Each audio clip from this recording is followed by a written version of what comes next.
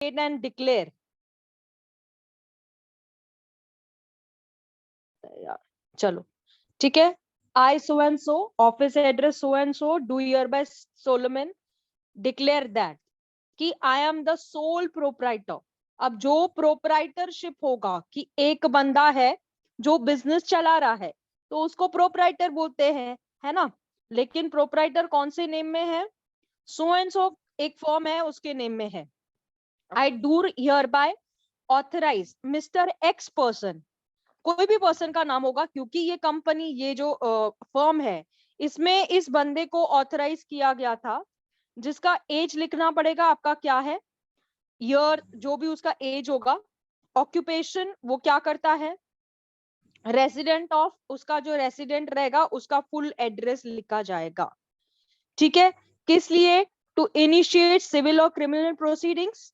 किस लिए इसको ऑथराइज किया गया है? अगेंस्ट एक कंपनी है जिसके खिलाफ इसको ऑथराइज किया गया है।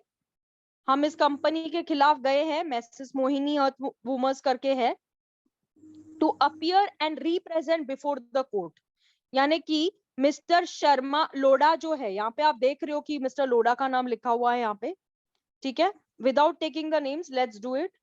To appear and represent before the court, court के सामने ये अपीयर होएगा, रिप्रेजेंट करेगा अपने नाम से, साइन करेगा वेरियस डॉक्यूमेंट्स, फाइल करेगा कंप्लेन, एविडेंस देगा, पेमेंट क्लेम करेगा, रिसीव करेगा, जो भी नेसेसरी एप्लीकेशन है कोर्ट के सामने, जो भी उसको एक्ट्स करने हैं as per the law, to be done as he is a active manager.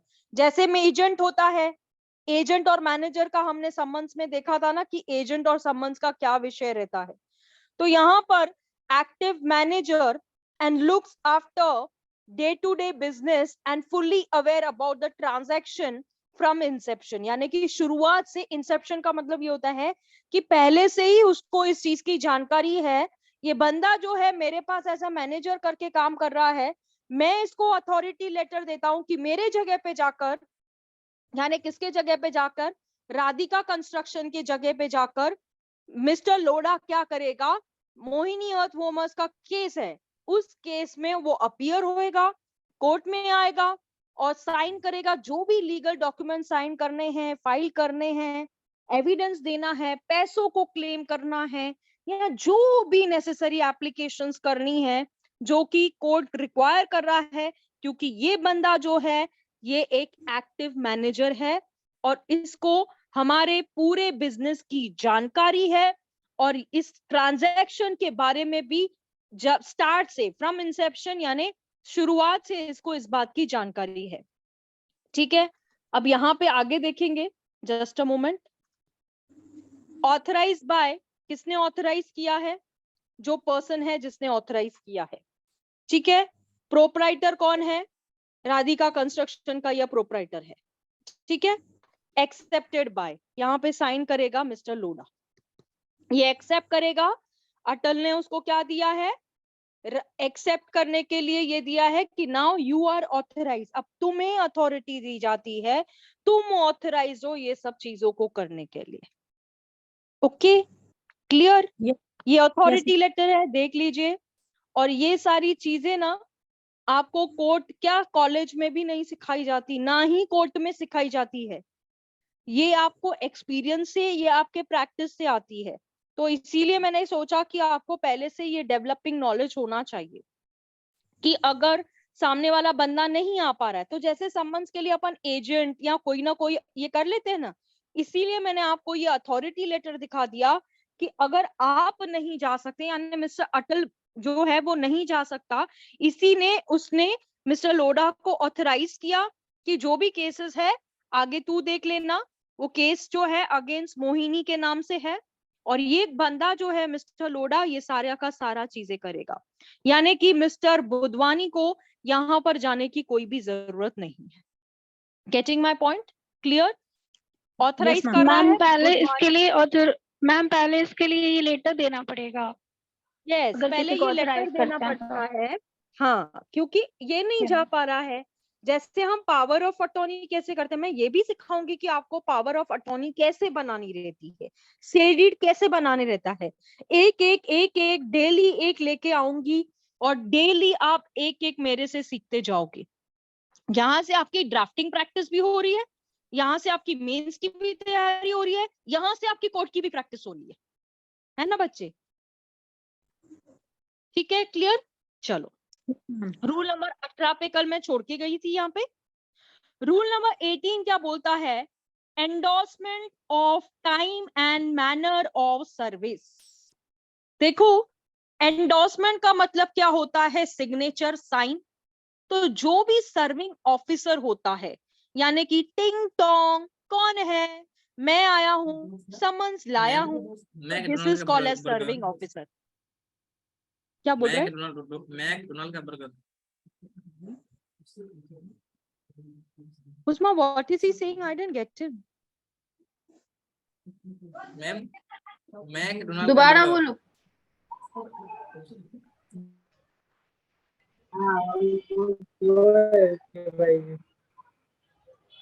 McDonald का बर्गर यहाँ पे कहाँ से आ गया? हाँ, इसको वो याद आ रहा है। अच्छा, मैकडोनल्ड्स के बर्गर वाला। हेलो हेलो, कौन आया? मैकडोनल्ड्स लेके आया, ठीक है, मैकडी से आया है। तो ये जो मैकडी वाला बंदा है, ये क्या लाया है? वैसे ये बर्गर और पिज्जा तो नहीं लाया है, लेकिन आपके लिए समन्स लाया है, ठीक है। तो ये रूल नंबर 16 जो है, इसको एंडोर्स किया जाएगा, एनेक्स किया जाएगा कि जो भी ओरिजिनल समन्स होंगे, पिज्जा तो ओरिजिनल ही आता है ना, बर्गर तो ओरिजिनल ही आता है ना, तो समन्स भी ओरिजिनल कॉपी आएगी आपके पास, और रिटर्न होगा stating the time when the manner in the summons was serve. यानी कि जो डिलीवरी बॉय है वो किस तरीके से आपका पिज्जा लाया है, आधा खा के लेके आया है या पूरा लेके आया है। तो ये होगा डिलीवरी ऑफ द सर्विस की बात, जो यहाँ पे अपने को समझ में आ रही है, ठीक है। And the manner in which the summon was serve, यानी कि नाम, address of the person identifying the person serve. अभी समझो आपने डिलीवरी करी, सॉरी आपने ऑर्डर किया, ठीक है, और आप घर पे ही नहीं हो, तो बाजू वाले को रख के जाएगा ना कि भैया ये ना इसने ऑर्डर किया था, इसका दरवाजा लॉक पड़ा हुआ है, ये ले और जब ये आए तो दे देना। तो ये delivery to the tender of the summons की बात की जा रही है। ये आइडेंटिफाइड पर्सन होगा, यानी कि अगर आपकी डोरबेल बजती है तो आप पूछते हो ना कौन है, तो ये आपके लिए समन्स है, ठीक है। चलिए, service by court, rule number 9, ठीक है। सर्विस बाय कोर्ट, अब कौन सर्विस कर रही है? अभी यहाँ पे मैकडोनल्ड्स वाला भी नहीं आ रहा है, यहाँ पे पिज्जा वाला भी नहीं आ रहा है, ठीक है ना विक्की? आप कोर्ट सर्विस करवा रही है, ठीक है। तो हमारी अदालत, तो जहां पर आपकी अदालत है, तो जहां पर डिफेंडेंट रिसाइड कर रहा है, यानी कि विक्की जहां पे रह रहा है बिहार में, जो उसकी टेरिटोरियल जुरिस्डिक्शन है, issuing the summons or he has been empowered agent within the jurisdiction of such court, या तो फिर वो एजेंट है, इसका दोस्त, जिसको हम उस जुरिस्डिक्शन में ये सम्मन देके आएंगे। तो सम्मन ऐसे सर्व होना चाहिए through the proper officer of the court, जिसे अपन बेलिफ कहते हैं, है ना।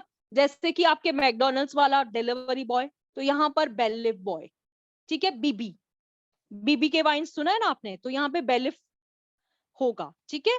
और courier service approve by the court, यानी कि जो सर्विस कोर्ट अप्रूव करेगी कि हाँ बेटा ठीक है, यहाँ पे चल जाएगा, तो ठीक है। जैसे आरपीएडी की सर्विस कल मैंने आपको बताई थी, व्हाट्सएप सर्विस आपको बताई थी, ईमेल सर्विस आपको बताई थी, है ना। लेकिन एक साइटेशन, यानी कि एक मैम ये सब लागू अगर ना कोई है, भी व्हाट्सएप ईमेल ये सब, व्हाट्सएप ईमेल, इस सब अभी लागू नहीं है, लागू नहीं है, सम्मन नहीं भेज हाँ सकते हैं लेकिन ना। करना तो है ना, यस इसके पहले तो लागू था ना, अभी नहीं है तो क्या करेंगे? अभी एक एक इसीलिए तो बोला, एक केस लॉ ने पूरा का पूरा रूल बदल के रख दिया। लेकिन ये कानूनन क्या है, पार्लियामेंट में उसमें अगर लॉ पास होता है और एक साइटेशन आती है, तो उस साइटेशन को भी चैलेंज किया जाता है। ऐसे नहीं है कि वो आप लोगों के ऊपर एप्लीकेबल हो गई, जब तक वो साइटेशन सुप्रीम कोर्ट की साइटेशन नहीं है, केस लॉ नहीं है तब तक आपके ऊपर बाइंडिंग नहीं होती। कभी मद्रास वाले जज ने कुछ बोल दिया तो महाराष्ट्र वाला सुनेगा क्या?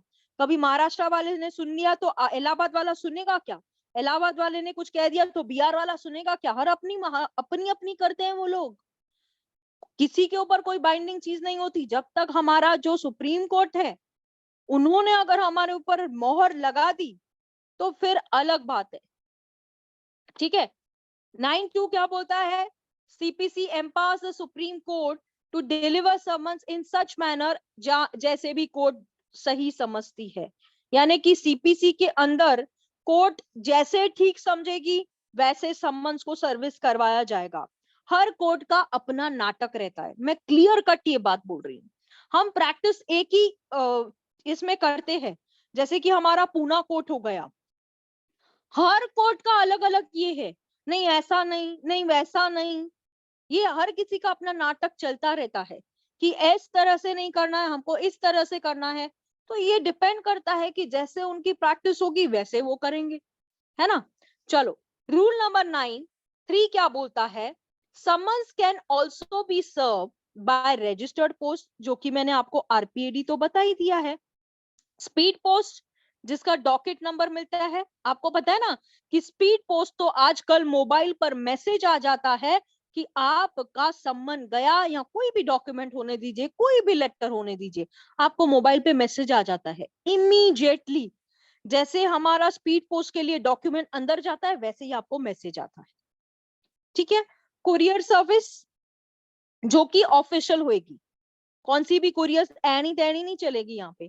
फैक्स, ईमेल और by any other permissible means of transmission, यानी कि जिससे मैसेज पास ऑन हो सकता है कोई भी मींस से, provided that the service of summon, जो कि सब रूल्स अपन पढ़ के आए, शैल बी मेड, जो भी पैसा होगा, जो भी एक्सपेंसेस होंगे वो कौन भरेगा? ये वादी भरेगा, ये प्लेंटिफ भरेगा। तू आया है ना तो तू भर पैसा, हम क्यों भरे। चलो सर्विस ऑफ समन विया व्हाट्सएप, जो कि मैंने आपको कहा कि अभी एक रूलिंग आई है, लेकिन इससे पहले तो आज जुगात तो व्हाट्सएप चल ही रहा था ना, कि कोर्ट ने एक्सपांड किया ये स्कोप को कि जो इलेक्ट्रॉनिक मीडिया होती है जैसे कि व्हाट्सएप के थ्रू, मैसेज के थ्रू सामने वाले को पता चलता है। आजकल के जमाने इट्स द जैसे कि इलेक्ट्रॉनिक जमाना है, पहले के जमाने में तार लिखा जाता था, लव लेटर लिखा जाता था। अब सिंपल आई लव यू को लिखने के लिए 1 हार्ट यू कर दिया, इट्स आई लव यू, तो ये व्हाट्सएप मैसेज है। तो व्हाट्सएप को अगर सर्विस समन्स करना है तो इसको इलेक्ट्रॉनिक मीडिया को कोर्ट ने रिकॉग्नाइज किया, समझने की कोशिश करी, और सभी कोर्ट्स ने इसको इजी मेथड समझ के बोला कि आज से जो सम्मन सर्विस होंगे वो 2 ब्लू टिक आती है, सर्विस होगा, ये समझ के चलने का। और उसका कॉपी प्रिंट आउट निकाल के हम कोर्ट में सबमिट करते थे कि सर ये देखो सर्विस हो गया है।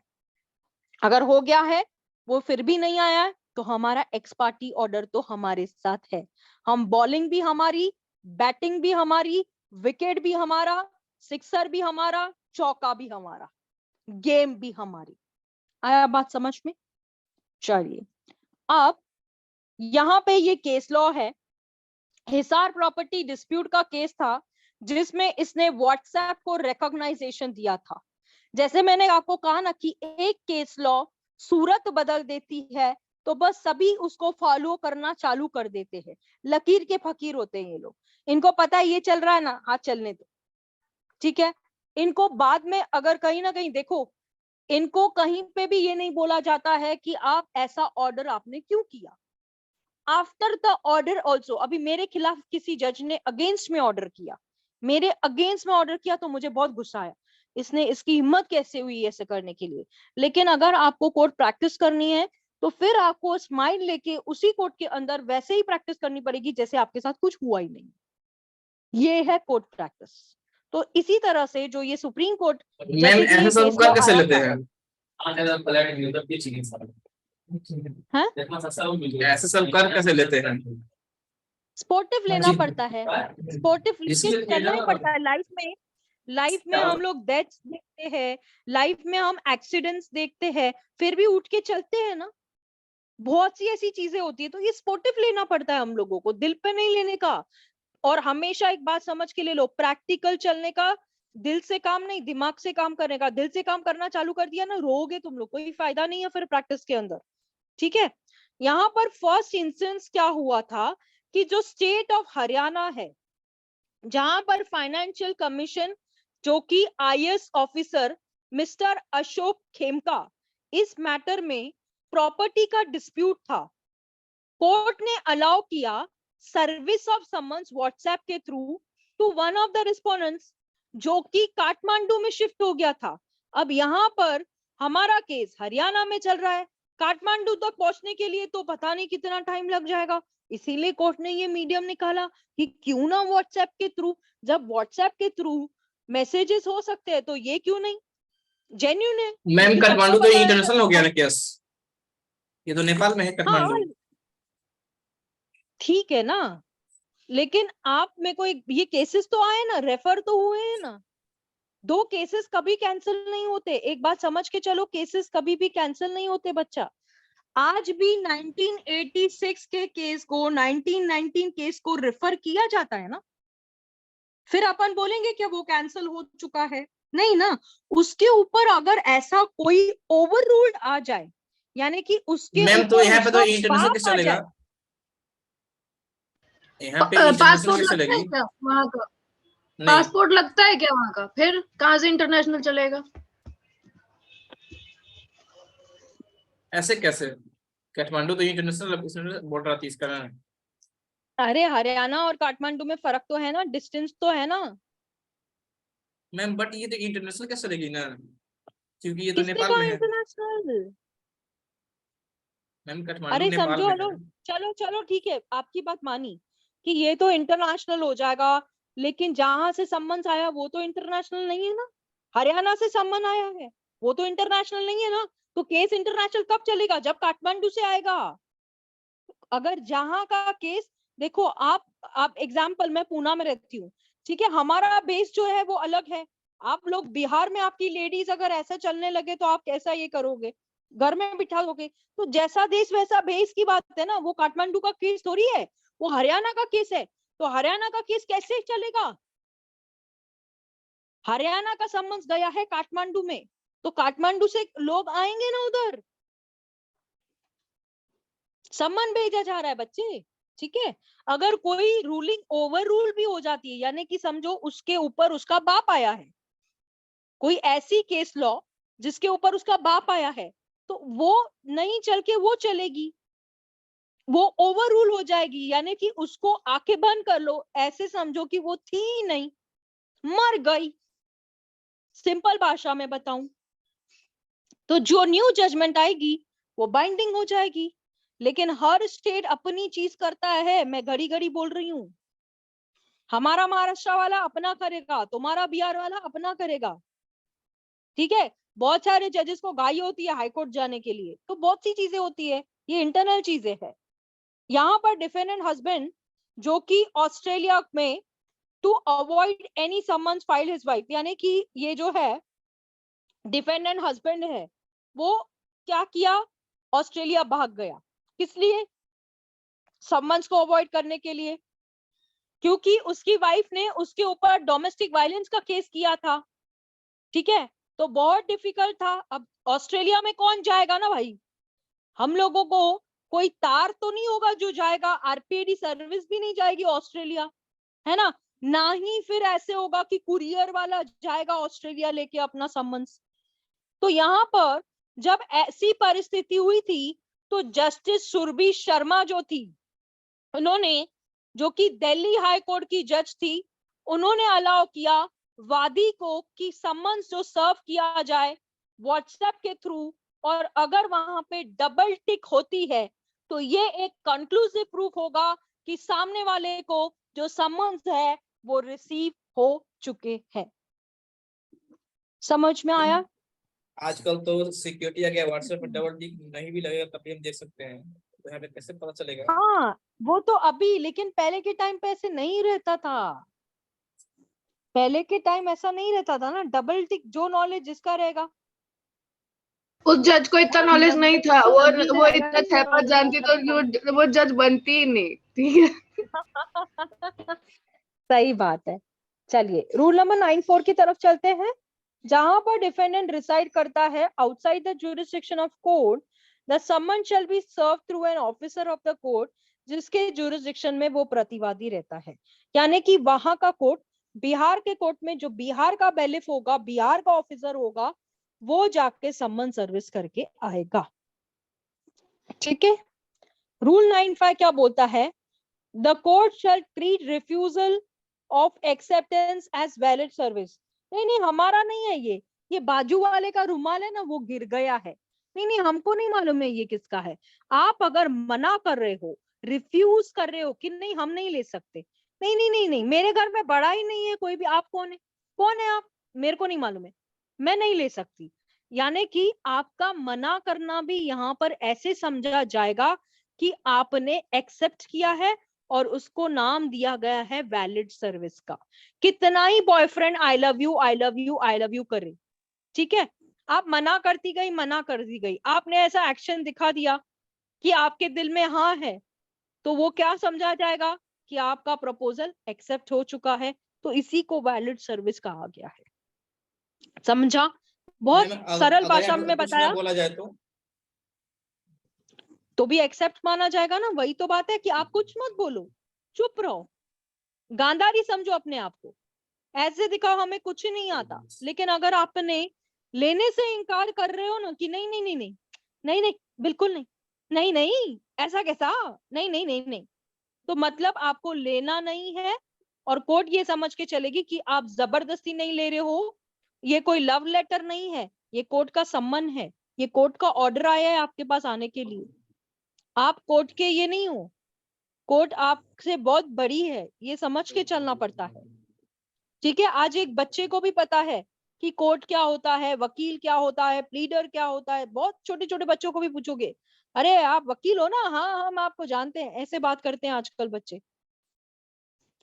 ठीक है। 96 बोलता है कि हाई कोर्ट या तो डिस्ट्रिक्ट जज, जैसा भी केस होने चाहिए, shall be prepared a panel of courier agencies, यानी कि ये लोग एक एजेंसी बना के चलेंगे, जो कि सब रूल 1 में हमने देखी कि इनको जो फिक्स सर्विस रहेगा कि यहाँ पे कुरियर एजेंसी यही चलता है, इसके अलावा कोई भी कुरियर भेजा तो उसको एक्सेप्ट नहीं किया जाएगा।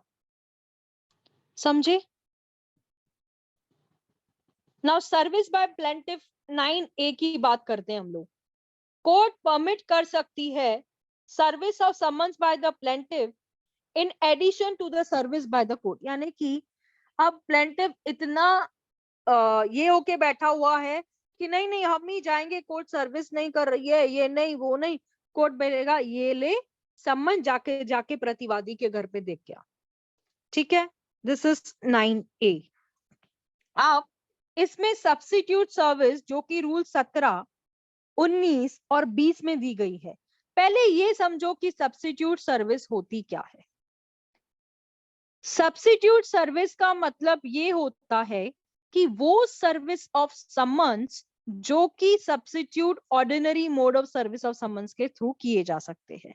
यानी कि ये नहीं तो ये नहीं तो ये, व्हाट्सएप नहीं तो ईमेल, ईमेल नहीं तो लेटर, लेटर नहीं तो आरपीएडी, आरपीएडी नहीं तो जो भी कुरियर सर्विस है, तो इसे कहेंगे ये नहीं तो ये नहीं तो ये। समझे? या तो व्हाट्सएप, या तो ईमेल, या तो आरपीएडी, या तो कुरियर सर्विस, या फिर जैसे कोर्ट आपसे कहे कि खुद जाके देख के आओ, तो इसको कहते हैं सब्स्टिट्यूट सर्विस। शिवानी बेटा समझा आपको?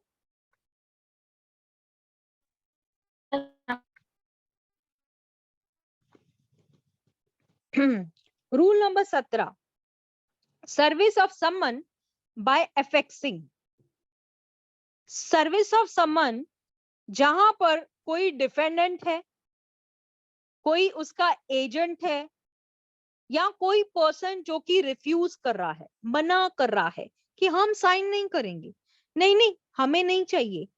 जैसे कि मैं लड्डू पेड़ा वहां पे बांटने गए हैं, चॉकलेट बांटने गए हैं, हैप्पी बर्थडे हमारा, और हम मना करें, नहीं नहीं नहीं हम नहीं साइन कर सकते, नहीं बाबा नहीं, हमको आती नहीं है साइन करें। अच्छा बोला आपको अंगूठा आता है, नहीं नहीं वो तो बिल्कुल ही नहीं आता, तो आपको आता क्या है? तो यहाँ पर ये सर्विस ऑफ समन्स बाय एफेक्सिंग, जहां पर सर्विंग ऑफिसर को लगता है कि डिफेंडेंट नहीं मिलेगा, ना ही उसका एजेंट मिलेगा एक्सेप्ट करने के लिए समन्स, या कोई अदर पर्सन जो है वो भी अगर नहीं मिलेगा, तो सर्विंग ऑफिसर क्या करेगा? अफेक्स अ कॉपी, कहां पे अफेक्स करेगा? उसके दरवाजे के बाहर, आउटर डोर चिपका के आएगा। सम अदर कॉन्सिशियस प्लेस, जो कि आते जाते लोगों को दिखनी चाहिए, अरे इसके घर के बाहर मैम है तो न्यूज़पेपर कोर्ट में वाला डाल आया। सकते हैं क्या? Yes yes you can take the order, but newspaper के लिए आपको ऑर्डर लेना पड़ता है कोर्ट से। Okay ma'am. ठीक है। Part of the house in which defendant ordinarily resides, या बिजनेस कैरी कर रहा है, जैसे कि किसी का दुकान हो गया है ना, या ओरिजिनल जो भी होगा वो कोर्ट में रिटर्न किया जाएगा, कॉपी को चिपका के आएंगे बाहर, और वो जो रिपोर्ट होगी वो बताएगी कि हमने समन्स को उनके घर के बाहर चिपका के लाया है। ठीक है। उस रिपोर्ट में लिखा जाएगा, बेलिफ लिखेगा हम घर पे गए थे, हमें आने के लिए मना कर दिया गया, हमको बाहर से ऐसे बोल रहे थे जाओ इधर से जाओ इधर से, छू छू छू कर रहे थे, तो हम क्या कर सकते हैं? हमने इस चिपकाने के ऑर्डर के लिए भी आपको कोर्ट को बताना पड़ता है कि इंस्पाइट ऑफ समन सर्विस करने के बाद भी हमें रोका जा रहा है, हमें घर के अंदर नहीं लिया जा रहा, हमारे साथ में बदतमीजी की जा रही है, तो कोर्ट आपको चिपकाने का ऑर्डर देती है। बेलिफ घर के बाहर चिपका के आता है, और चिपका के आने के बाद में वो सम्मन्स को ऐसा समझा जाएगा कि वो सम्मन सर्विस हो गया है। आया बात समझ में? Clear? Yes ma'am. Rule number 19 बोलता है एग्जामिनेशन ऑफ सर्विस ऑफिसर। हमको बेलिफ ने बोला, हम क्यों माने? कोर्ट का ऑफिसर है तो अपने आप को मिस्टर इंडिया समझता है क्या? हम क्यों माने? तो जहां पर सम्मन्स अगर रिटर्न आता है, हमने 17 पे खतरा देखा, कोर्ट क्या करेगी कि वेरीफाई करेगी, यानी कि सर्विस ऑफिसर को बोलेगी भाई तू एफिडेविट दे दे, तू एफिडेविट दे कि तू गया था, उन्होंने तुझे आने से मना कर दिया, और उसके बाद में तू चिपका के आया, ये सारी बातें तू लिख कर दे। हम क्यों बिलीव करें? तेरे बोलने से क्या होता है? तू है कौन? ऑफिसर है तो क्या हुआ? तो उसको ऑन ओथ ये बात कहनी पड़ेगी, जो कि in the form of affidavit होगी, और touching the proceedings and make such further inquiry, यानी कि कोर्ट क्या करेगा? ये डिक्लेयर करेगा कि सम्मन सर्विस हुआ है, जैसे जरूरी था करने के लिए उस तरीके से सम्मन्स को सर्विस करवाया गया है। यानी कि देखो, हम किसी पे क्यों बिलीव करें ना, हम क्यों बोले कि हाँ इसने किया होगा? कोर्ट सबूत मांगती है, कोर्ट को प्रूफ चाहिए। ये वाला एफिडेविट कैसे प्रिपेयर होएगा? बताऊंगी। ये एफिडेविट भी सिखाऊंगी, ये सारी चीजें लिखते जाओ, बताते जाओ। मैम स्टैम्प पेपर पे होगा। हर एफिडेविट स्टैम्प पेपर पे बनता है, 100 रुपीज और 500 रुपीज, लेकिन ये एफिडेविट ना 100 रुपीज पे बनेगा, ना 500 रुपए पे बनेगा, ना ही 100 पे बनता है ये एफिडेविट, ना ही 500 रुपए के स्टैम्प पेपर पे बनता है। ये एफिडेविट कोर्ट का एफिडेविट, और जो आप लीगली एफिडेविट बनाते हो, जो कि मैंने एक वीडियो भी डाला है यूट्यूब पे कि एफिडेविट कैसे होता है। ठीक है। अगर आपको कोर्ट का एफिडेविट बनाना है तो आपको हेडिंग देनी पड़ती है, उस हिसाब से एफिडेविट बनता है, ना ही आफ्ताब वो 100 के स्टैम्प पेपर पे होता है, ना ही वो 500 के स्टैम्प पेपर पे होता है। आप कोर्ट में एफिडेविट दे रहे हो, नोटरी के पास नहीं, या आप कोई डॉक्यूमेंट नहीं कर रहे हो। सिखाऊंगी। एफिडेविट एक तरीके का ओथ होता है। Yes, it is given on oath. ठीक है। सब्स्टिट्यूटेड सर्विस, ये मैं आपको ऑलरेडी बता चुकी हूँ। The defendant keeping out of the way for the purpose of, यानी कि वो भाग गया था ना कि मेरे को जैसे सम्मन सर्विस नहीं हो। फिर दूसरा रीजन ये है कि ऑर्डिनरी वे। फिर तीसरा ये कि कोर्ट ऐसा ऑर्डर करती है कि तुम दरवाजे के बाहर लगा के आओ, घर के बाहर लगा के आओ, दुकान के बाहर लगा के आओ, जैसे भी कोर्ट आपको ठीक समझे वो बता देगी। अब उस्मा का सवाल आता है कि जहां पर कोर्ट एक्टिंग ऐसा कर रही है तो सर्विस बाय एडवर्टाइजमेंट हो सकता है क्या न्यूज़पेपर के अंदर? The newspaper shall be a daily newspaper, जो कि सब लोग पढ़ते हैं। ठीक है, आपके यहाँ पर कौन सा न्यूज़पेपर चलता है? हमारे यहाँ पे प्रभात चलता है तो हम उस न्यूज़पेपर में देते हैं। या डिफेंडेंट जो कि लास्ट नोन है, अब मैं अगर दिल्ली में करना चाहती हूँ तो दिल्ली का जो लोकल न्यूज़पेपर होगा उसी लोकल न्यूज़पेपर में पब्लिकेशन दिया जाएगा। ठीक है, समझे उस्मा? इसके लिए आपको कोर्ट में Yes, ma'am. एप्लीकेशन करनी पड़ती है, कोर्ट उसके बाद में ये न्यूज़पेपर का ऑर्डर करती है कि हाँ भाई सारे रास्ते तो बंद